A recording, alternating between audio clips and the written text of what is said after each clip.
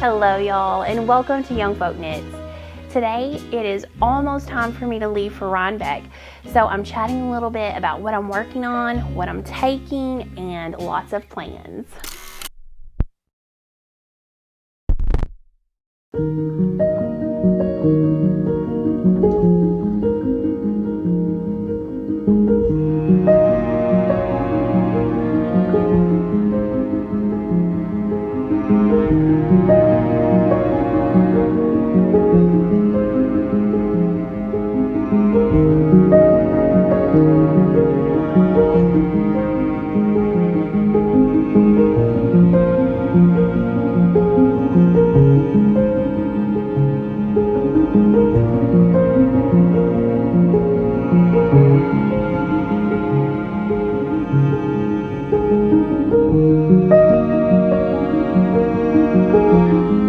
Hello y'all, and welcome back to YoungFolk Knits.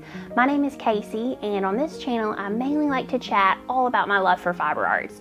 So I do a lot of knitting, sometimes I share some sewing, some crochet, some spinning, and whatever else I might get up to. I also like to chat a little bit about living on a small farm in Arkansas where my husband, myself, and our children are beekeepers. We love raising chickens, gardens, animals, and spending time outdoor here in the foothills of the Ozarks. So if any of that sounds like it might be your cup of tea, make sure and hit that subscribe button, and that way you won't miss out on any new video content. Today is all about what I'm working on for Rhinebeck and getting ready to pack up and leave.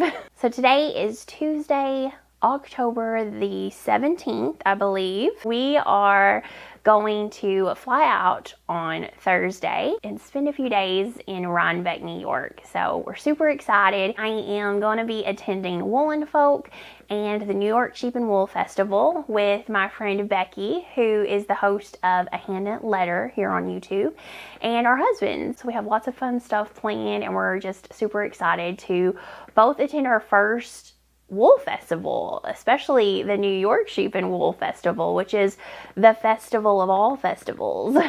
I'm not sure why it's been such a big deal, but I've been really excited about Rhinebeck and meeting a lot of other crafters. I love so many of the things they make, and I would love to see them wearing it. I'm excited about it, and I want to wear some things that I have made. So I've been racking my brain trying to figure out what exactly it is I want to wear, and believe me, it has been all over the place. Last time we chatted, I had decided to finish my Sari Nordland vest, or top. Actually, it's not called a vest, but I'm going to be wearing it as a vest when it's finished. And it is called the Rosenland top. So I'm knitting mine out of Purl Soho Cotton Merino Pure. And as you can see, it's not finished. The reason I did not finish it is because I was trying on all my clothes, trying to figure out what I wanted to wear. And basically, I didn't love this with any of my outfits that I had planned. So I paused it, and I'm definitely going to finish it. I may even bring this with me on the trip to knit on. I'm not sure. I'm going to chat more about that in a little bit. But I've put a brief pause. Oh my gosh, all my stitches just fell off in cables. Okay. Back on the needles for now. Let me carefully set that down. So I was looking through all my clothes, and I remembered that I had made this dress for Rhinebeck, and it is a hinterland dress made out of Merchant & Mills gingham linen, which I got pockets out. I had completely forgot I made this. I made this sometime this past year, this summer. I tried it on. It's so comfortable. I was like, oh, maybe I want to wear that. So I got this dress out. It's just your super basic hinterland dress by So Liberated, and I did not do a button placket down the center. I did go ahead and do the scoop neck, and I did 3/4 sleeves. So I tried that on, and I do not like it by itself. It obviously needs something. And I tried on some different shawls with it. I did like the shawls with it, but I just had this thought in my head because I had recently got some yarn to make a Friday slipover, I believe, by Petite Knit. And I thought to myself, well, I don't know if that is the vest to wear with this, but a vest, a simple vest with a sort of brown caramel color, ochre color would look amazing with this dress. So I got my yarn out and I cast on a stinking vest. I cast this on Friday morning, I believe. Friday morning. And I've barely gotten to knit on it whatsoever. But let me tell you a little bit about it. So this is a petite knit pattern and it is called the Stockholm Slipover. And it's a DK weight gauge. I am using Knitting for Olive Merino held with Midnatssol by Camarose, and that is a lace weight Suri. And I find that Midnatssol is one of the closest lace weight Suris that you can get to a true mohair lace weight. Most Suris to me are like double a mohair. This is a lot closer to that, so it's a lot easier for me to get gauge when I use that particular brand. And I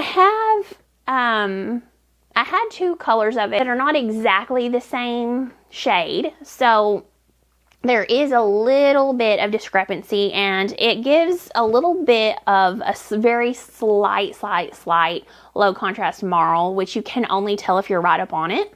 Let me hold it up to the camera so you can see. You may or may not be able to see it on the camera.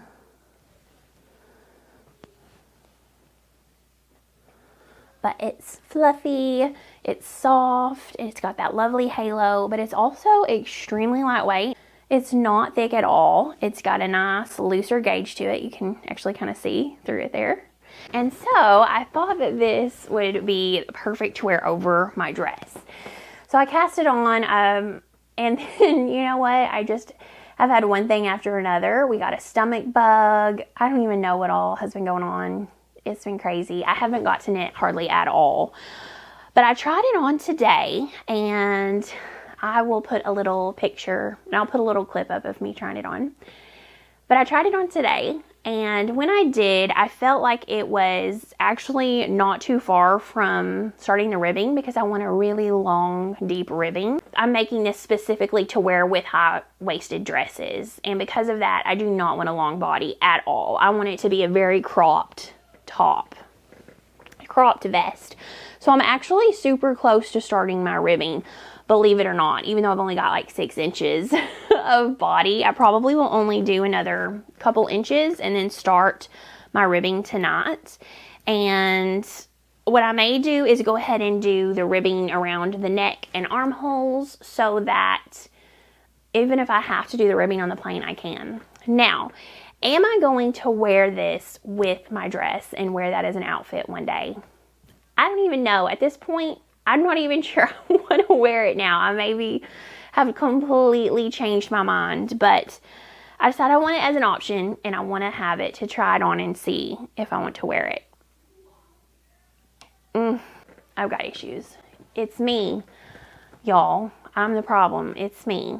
So that's been happening. Another thing I haven't got to show y'all. Sorry, I'm a little bit in a hurry today. So this is going to be a shorter video. I just wanted to catch you guys up on everything that I am working on and getting ready and packing. And then also I wanted to catch you up a little bit on the Rhinebeck caravan cowl and another giveaway that I'm super excited to share about. So hang in till the end, because there's some fun things going to be talked about. I have not got to share this yet, and I'm super excited. So this was a preview knit or a test knit. I'm not sure, because there was really nothing that needed to be changed in it. It was pretty perfect. But this is a pattern by Jackie from the Caddy Jack's Knits podcast, and it is called the Cinch shrug. So she has released quite a few different shrug patterns. The Friday shrug, is there a Saturday and a Sunday shrug? I'm trying to remember now. I love them all. I have yarn for all of them. But when she reached out to me about preview knitting this, I was beside myself with excitement, because it's an extremely customized fit, and it's knit with Big Birdie from the Lambing Kid. and I love Big Birdie from the Lamb and Kid. Okay, so Big Birdie is an Aran weight Suri blend yarn with silk, and is it just Suri and silk? I have to look on the band again, but it's incredible. I have knit an entire vest out of this yarn, and I am in love with it. So give me a pattern that I can just keep it around my neck and shoulders, and I'm all in. So the difference between this new pattern and her other shrug is that you're going to start off with a very close neckline, and up around your, it kind of comes up to keep you warm and cozy up around the neck. Then you're going to do increases, these beautiful increases on both sides at just the perfect rate, and she gives you multiple rates that you can choose. I actually did it at the faster rate because I have a large bust and I wanted to increase quickly to get to what I needed to get to. So she gives you the number of increases that she would recommend doing, but the beauty of it is, for me, I'm 5'8". I have a large difference between my upper bust and my full bust, and I knew that something that was really just to fit me right here to end at my full bust, basically, it was going to need to be bigger than what she probably would make for herself. So the beauty of the pattern is she has it written where you can just continue to increase until you have reached the size that you want, and you can try it on as you go because it is top down, which is my favorite. So I have absolutely loved this. I love it now that it's finished. And this is actually a gift that I made for my mom. And she has beautiful blonde hair, and she's not as tall as me. And I think that this is going to fit her perfectly. I sort of knit it with her in mind, her specifications. But it is an absolutely beautiful, beautiful yarn base. If you ever get the chance even to make a hat with it, or a little cowl with one ball of it, I would recommend working with it once. It's so nice. So I started off at the very tip here with the color Loam, and then for my main color, which I used throughout, is Gently Toasted. Yeah, Gently Toasted, something toasted. I think it's Gently Toasted. So then I used 2 row stripes in Banana Slug. Maybe it's just called Slug. I'm the worst with color names. Okay, it's just called Slug. And then I wanted a super fun contrast tip at the bottom because I love it. And I was feeling a little bit more of the cool tones in this, so I thought a nice cool purpley blue would look great as the other edge of this. And so I used Trippy, which is absolutely just the funnest color ever. And I found Trippy in a Ravelry D-stash and I was super excited because I didn't see it in stock online. So I was very, very excited to find it. So this at the very top is Loam, and I had it in stash, but Sarah from the Lamb and Kid very kindly sent me the main color, Gently Toasted, and my main contrast color, Slug, to use as yarn support for the test knit, and I am so excited. I actually have enough of my 2 main, I have enough of all of them, but I have enough to reverse and do the main color in Slug, and then maybe do pinstripes in the Gently Toasted. So I think I'm going to do that for myself, and then I'm going to give this one to my mom. I think she'll look super cute in this winter and this fall. So I love this. Make sure and check out that pattern. It's really a nice one. And I love how you can make it just fit perfectly to your body. It's a great feeling to be able to make something that fits you great. So definitely take a look at the pattern. Little Miss Knits, who is cutest thing ever, she also preview knit one. And I think Stacy Elstone from Stress Knits did as well. And I know Sarah from the Lamb and Kid, she knit maybe a couple of them. She picks great colors. And then Jackie has like 3 or 4 different color combos, and they all look amazing. So definitely look at her Instagram page and you can see lots of different color combos and knits for this. I was disappointed. I was supposed to get on an Instagram live with her and Sarah and Macy from Little Miss Knits, but we had multiple people thrown up in our house, and I started throwing up the night before, and I literally just could not do it. So I wasn't able to join the Instagram live, but I'm glad I get to share what I use to make mine and my color combos with you now. I have to show y'all something that I am so excited about. Now, you may or may not remember, a few months ago, I talked about a few projects that I had never really talked about. And one of them was a sweater slash blouse that I had on the needles for a long time, and I had never really shared about it because it was a project that wasn't really going anywhere. And I was feeling a lot of frustration towards it. And it was the Barbro blouse by Knitting for Olive. So the reason for my frustration was that it was only available in Norwegian and German. So I had originally bought the Norwegian pattern. I was like, I'm just going to translate this in Google Translate. It'll work out great. Well, it didn't. Knitting terms do not translate. So it was really, really difficult. I ended up actually buying the German pattern as well. And I thought between the two, if I could try to translate both, maybe I could sort of figure out what they were saying between the two translations I got. And it still was not really working out at all. Thankfully, Inga from Knitting Traditions, she is so sweet to me. She was helping me translate it, but I didn't want to be like, here, let me send you this entire pattern and you translate it out for me line by line. So I was kind of just sending her, you know, a few phrases or sentences at a time. And she was, of course, she's so sweet. She was helping me with it every time I would send her something. But it was just still a little bit frustrating, you know, just not being able to even look at the whole pattern in future and having to try to save everything line by line as I went. So it got put away. I was not doing anything with it, sadly, because I wanted it so much. And so I was so excited when Knitting for Olive sent me a copy of their new book, which is now available. I think when I'm recording this, it's actually now available to buy. Should be. It has definitely been available for pre-order, and it is now available for you to purchase your own copy. And I gotta tell y'all, it is amazing. Okay, look how thick this is. This is a substantial knitting book. Like, you are getting some bang for your buck. There are 20 patterns in it. 20.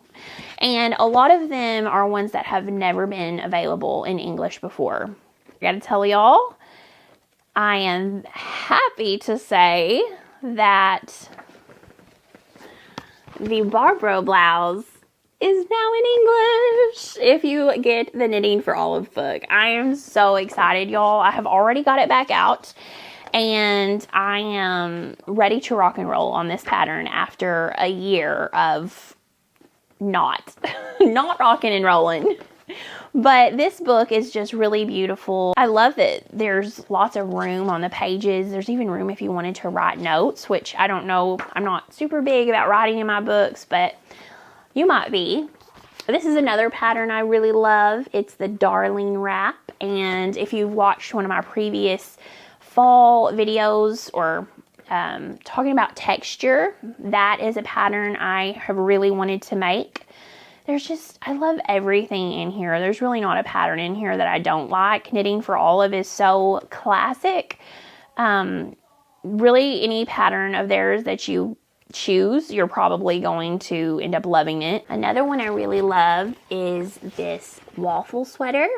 I think it's absolutely stunning, and I have had my eye on it for a while. I love that texture, that pattern, that lace. Then there is another pattern I shared in my Nora Ephron video, and it was the olive scarf. So I feel like I just need to make everything in this book, basically. Look at this. Knitted Streets of Copenhagen sweater. Gorgeous. I love them all, and I will probably work my way through one by one and knit them all. I'm honestly telling you, I love this book. It was kindly gifted by Knitting for Olive, but my own honest opinion, this is amazing, and I would have bought it 100% either way. So I have some very exciting news. Penguin Publishing Group is very kindly providing a copy of the new Knitting for Olive book, 20 Modern Knitting Patterns from the iconic Danish brand, as a giveaway prize for one of you lovely viewers. All you have to do to enter to win is to comment below on this video. Unfortunately, this giveaway is only open to US and Canada residents only, and Penguin Publishing Group will be sending the copy of the book to the winner directly. So you won't have to wait on me, who is the worst at getting giveaway prizes out in a timely manner. I mean, the worst. Thankfully, Penguin Publishing Group will send it direct to the winner. So all you need to do is comment below and mention Knitting for Olive in the comment, and you will be entered to win. Last thing before I go is that the Rhinebeck Caravan Cow is almost over. In fact, by the time this video is posted, it will have probably come to an end. And I have to say, I have absolutely loved seeing all of your projects, and it has been so fun knitting and making Rhinebeck projects together. So thank you so much for joining Becky from Hand Knit Letter and myself in this super fun knit along / make along that we have been getting to host. She's done a great job of sharing everybody's pictures. I am really bad at being on social media consistently.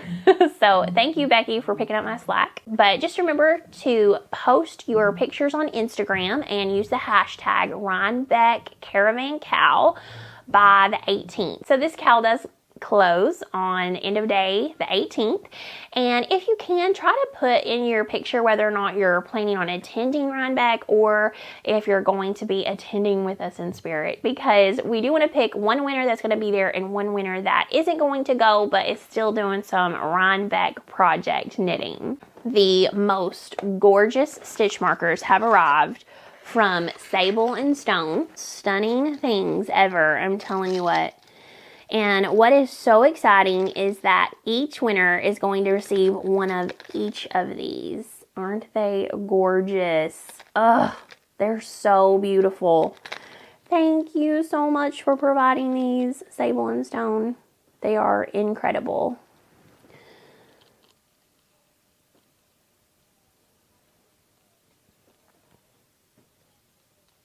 But Morgan from Knitting Nellie, the most wonderful bag maker, she has sewn a beautiful patchwork project bag for the winner who is attending Rhinebeck as well. So I'm going to get with her this weekend and we'll add that to the prize, and we're going to try to contact the winner so that we can actually give them their prize at Rhinebeck. If for some reason we just cannot get in touch with you, then that's okay. Don't stress out.